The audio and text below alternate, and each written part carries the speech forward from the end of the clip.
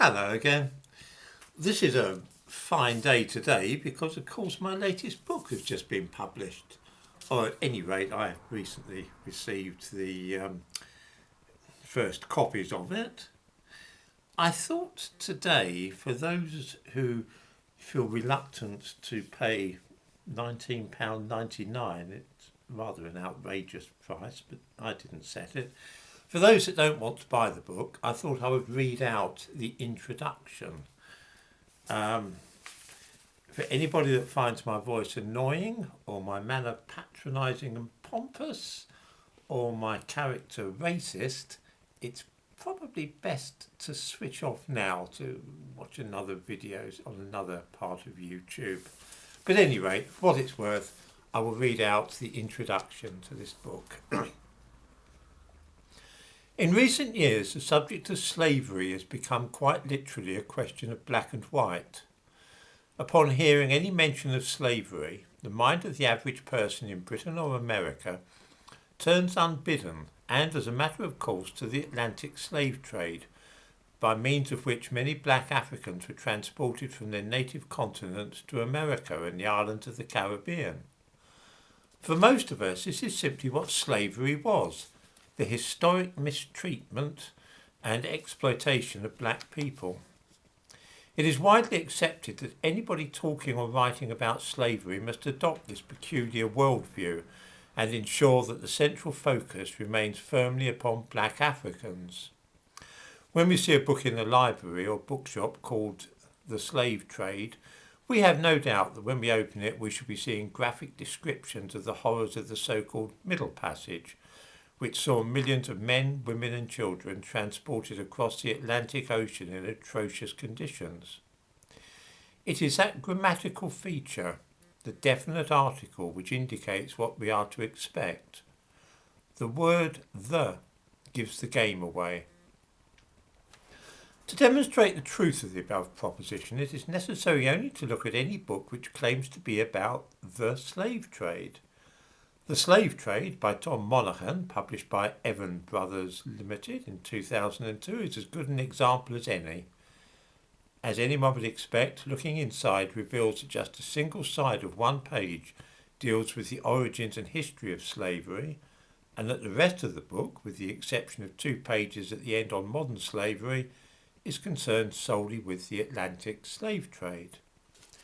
So prevalent is our horribly distorted perspective of this subject, the idea that the taking of black Africans across the Atlantic Ocean against their will was the slave trade, that the most trifling and inconsequential failure to abide by this modern convention is seen by many people as tantamount to heresy, or, what is perhaps worse in the Western world, racism. 1 or 2 specific examples should make this clearer, particularly if we examine them in depth and tease out all the implications. Doing so will also introduce the main themes of this book. Because many of those carrying out the dreadful traffic in human cargo which was the Atlantic slave trade were white, there now exists a general assumption that white people in Europe and America should have the grace to feel at the very least some vague sense of unease, or possibly even guilt, for the actions of distant ancestors who may have been connected, however tangentially, with the business. When the former Conservative Minister Anne Widdecombe, in her maiden speech as a member of the European Parliament, compared the European Union to slave owners, the reaction was predictable and swift. She spoke of oppressed people turning on their oppressors, slaves against their owners. It was perhaps inevitably taken for granted that Widdecombe had been referring to black slaves and their owners. She had said nothing of the sort, of course. Slaves turning against their owners might easily have been referring to the slave rebellion led by Spartacus against Rome. But the assumption was that she had victims of the transatlantic slave trade in mind. Widdecombe was at once denounced for her insensitivity. Her remarks were described as disgusting, and the general feeling was that a white person was appropriating the suffering of black people to make a political point, and that this was, to say the least of it, in questionable taste. One man was thoroughly affronted, and that was Black British MP David Lammy, who said, "It is impossible to explain how offensive and ahistorical it is for you to equate my ancestors tearing off their chains with your small-minded nationalist project. Shame on you." It was clear by the mention of his ancestors tearing off their chains that David Lammy had automatically taken Widdecombe's talk of slaves to be about black slavery. Because Lammy's parents came from the South American country of Guyana, he clearly felt that his family's past experiences were relevant to the case, they having been slaves, in sharp contrast to the forefathers of Anne Widdecombe, who came from the west of England.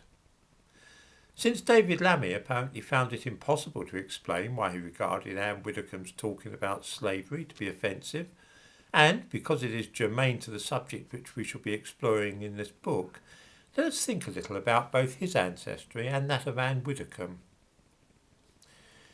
It is certainly likely that members of Lammy's family were slaves over 200 years ago, although Britain was hardly to blame for that. Guyana, or Dutch Guiana, as it was between 1667 and 1814, was not ceded to the British until 1814, 7 years after Britain abolished the slave trade. All the slaves in Guyana had been imported by the Dutch and none at all by the British. What about Anne Widdecombe? What are the chances that any of her own remote ancestors from centuries ago were slaves? This is an interesting point and reveals how little many people in Britain actually know about the history of their own country. Anne Widdecombe was born in Somerset. Hers is what is sometimes termed a habitational name, meaning that it is probably derived from a place name, somewhere that her family once lived. For those in Somerset, the most likely candidate for the origin of the Widdecombe name is the village of Withycombe, which lies within the Exmoor National Park. In short, Anne Widdecombe's family probably have very ancient roots in that part of the West Country. Bath, where she was born, is just 12 miles from Bristol, a city which was, in the 18th century, a centre of the so-called triangular trade, the transport of slaves from West Africa to the Caribbean, the export of sugar and other cash crops from there to England, and the carrying of manufactured goods from Britain to Africa.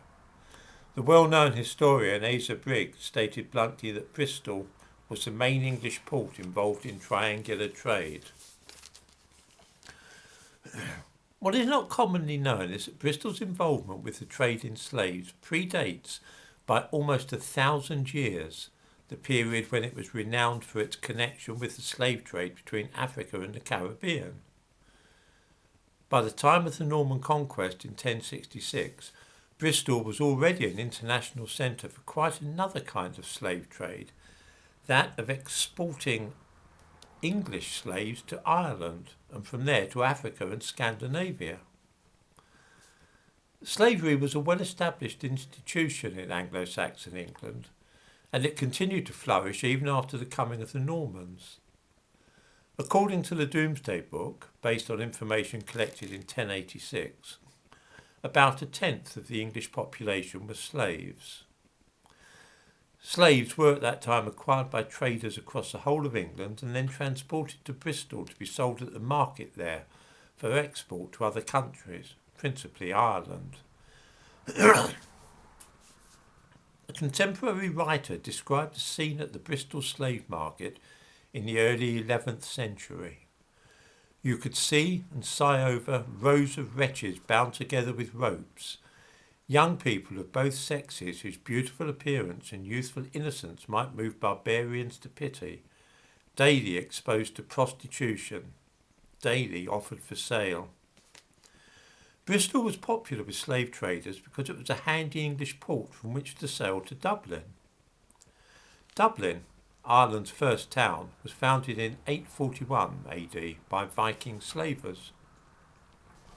Its prosperity and growth were closely bound up with the slave trade.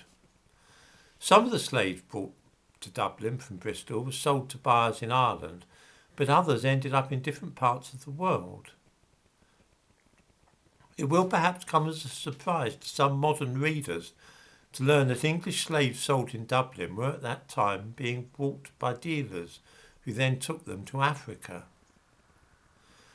This is not the only possible risk which Anne Widdecombe's ancestors might have had of being captured and sold as slaves. Decades before England became involved in the African slave trade, which did not begin in earnest until after the English Civil War, slavers were raiding the west country of England and carrying off the population of entire villages and taking them to be sold in African slave markets. In 1645, for instance, 240 men, women and children were seized when slave traders landed in Cornwall. These unfortunates were taken off to Africa. 2 years later, the island of Lundy, 12 miles from the coast of Devon, was occupied by slavers, and on and off for the next 5 years was used as a base for their operations. Raids were made on coastal towns and villages by the men based at Lundy, who had arrived there from Africa. The lack of awareness of the slaving raids on England during the 16th and 17th centuries has been described by Professor Ezra of the University of Exeter as cultural erasure.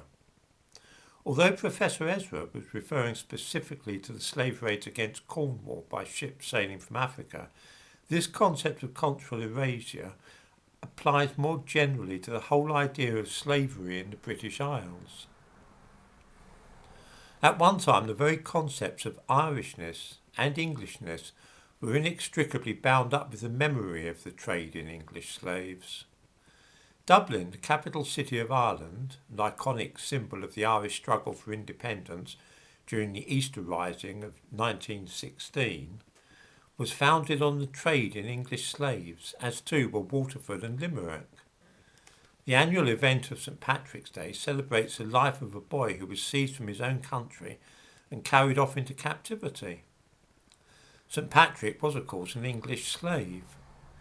According to tradition, Ireland's other patron saint, St. Bridget of Kildare, was the daughter of a slave and herself born into slavery. For the English, the association between their own national identity and the days when they were routinely carried off into slavery runs as deep as can be, because the idea of an English nation began in a foreign slave market. It was at one time a story known to every schoolchild in Britain.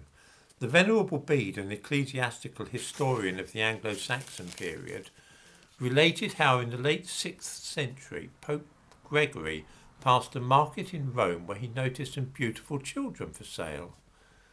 On inquiring their nationality, he was told that they were Angles, meaning that they came from what is now England. He made a witty pun, saying non-Angli said Angeli, not Angles, but angels. It was after telling this anecdote that Bede began referring to the inhabitants of the southern part of Britain as English, the first recognition that the disparate collection of Saxons, Jutes and so on who had settled among the Romanised Britons might actually have a national identity of their own. Returning now to Anne Widdecombe and what David Lammy referred to as her ahistorical remarks, it is clear that there is a good deal more to the case than is at first apparent. Anne Widdecombe had just as much right as David Lammy to talk about slaves turning against their owners, because her own ancestors almost certainly included slaves. The real question is why it should have been assumed in the first place that Widdecombe's comments about slave owners should have had anything at all to do with black slaves, and how anybody could have been the slightest bit offended by them. We need to consider this strange state of affairs a little, otherwise it would be quite impossible to understand why the European experience of slavery has been almost entirely forgotten today. Part of the answer lies in the changing complexion of the European continent since the end of the Second World War. At that time, the nations of Europe were ethnically homogeneous, which is to say that, with rare exceptions, only white people lived there. The altered demography of the 21st century, with waves of immigration from Africa and Asia, has caused us to treat with sensitivity and attempt to share the perspective of the various minorities who suffered under colonial systems, and to try and see the world from their point of view rather than merely our own.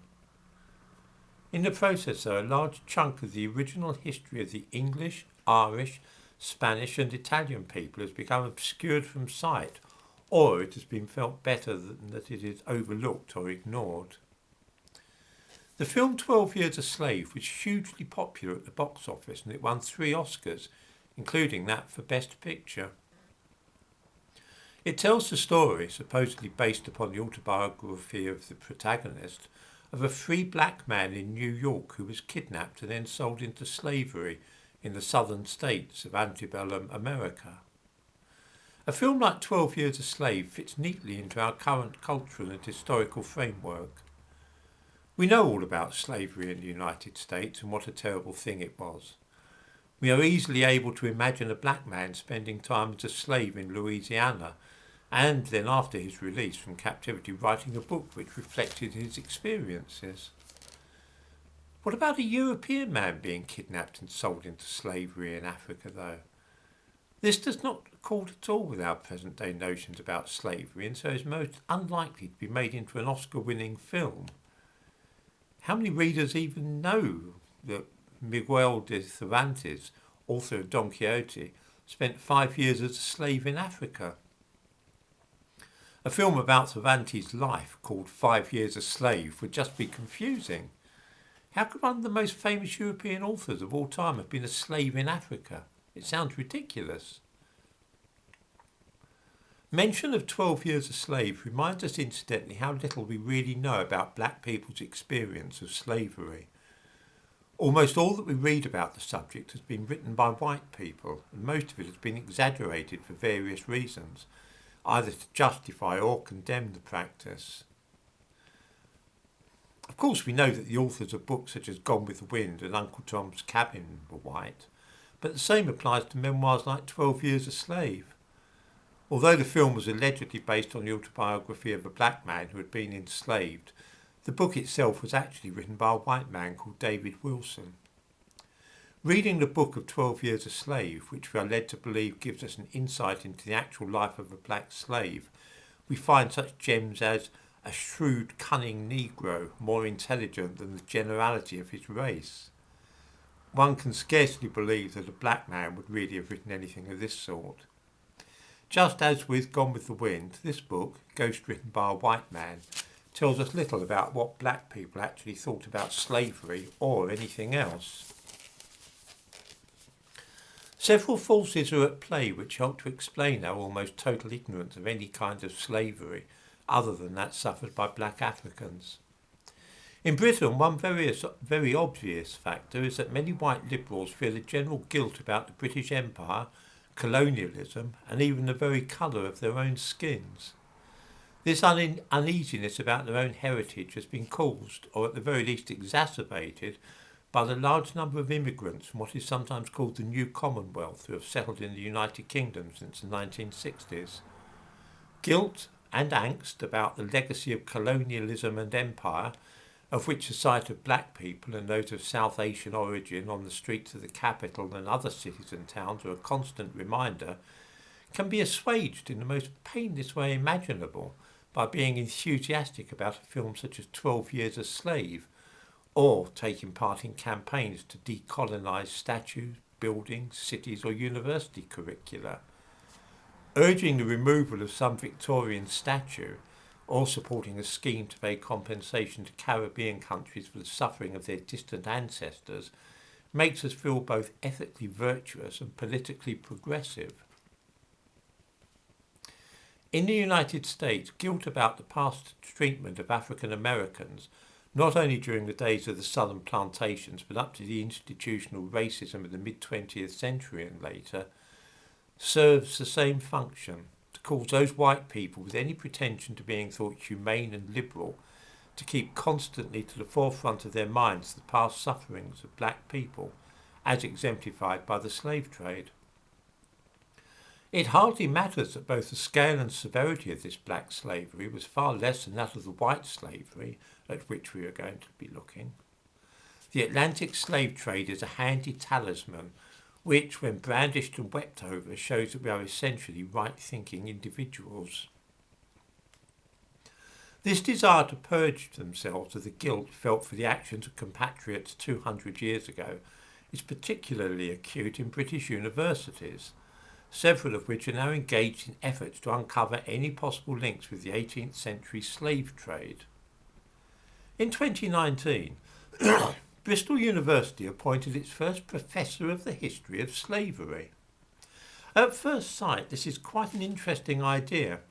Bristol's history as a centre of the trade in slaves goes back over 1,000 years, and exploring it might well bring to light some new information relating to the relationship between England, Ireland, Scandinavia and North Africa. The hope that this newly created post might involve a wider study of the institution of slavery than merely focusing on the 150 years or so that Britain was actively involved in the transatlantic slave trade was soon dashed when the Provost and Deputy Vice-Chancellor of the University of Bristol, Judith Springer, announced that this new role provides us with a unique and important opportunity to interrogate our history, working with staff, students and local communities to explore the university's historical links to slavery and to debate how we should best respond to our past in order to shape our future as an inclusive university community. The university was not, of course, founded until 1909, a century after Britain's involvement with the slave trade ended, but it was clear that such a minor historical detail would not deter the project. The new professor herself, Olivetta Teeley, made it plain where her limited interests lay when she said, "I want students to see me as a facilitator of a dialogue that needs to take place, and that is about the role of the University of Bristol in the transatlantic slave trade." There was apparently no question of investigating slavery in general, or even looking at Bristol's early role in the slave trade under the Anglo-Saxons. One cannot help but wonder if the University of Dublin has any plans to interrogate its history on the subject of slavery. After all, Dublin's involvement in the slave trade dates back at least as far as Bristol's. Apart from guilt about the British Empire and its role in the transatlantic slave trade, there is today another very powerful reason for wishing to expunge Britain's own experience of slavery from history and to pretend that it never happened. There are currently attempts to create a definition of Islamophobia, it being undeniably true that there exists prejudice against Muslims in Britain. Almost all the slaves seized in Britain and the rest of Europe in the 16th and 17th centuries were captured by Muslims and were specifically targeted because they came from white Christian countries. It is perhaps felt that such an unpalatable fact would be better overlooked or forgotten. Unfortunately, a side effect of this sensitivity has, from time to time, unnecessarily tarnished the reputation of Britain and its empire, creating an altogether false view of the past. The actions of the Barbary slave traders are more than merely an historical curiosity. They are the missing factor which enables us to make sense of much of the world's history, and understanding where this period of history fits in will enable us to understand both the present and the past more easily. From the origin of the British Constitution to the tendency of the American armed forces to operate in the Middle East, the anxieties over immigration from Muslim countries, to the savage wars which took place between the ethnic groups which went to make up the former country of Yugoslavia. An understanding of the struggle between Christian Europe and Muslim Africa and the Middle East is vital to properly make sense of the world in which we now live. Now, I hope that wasn't too much of a torment for people listening.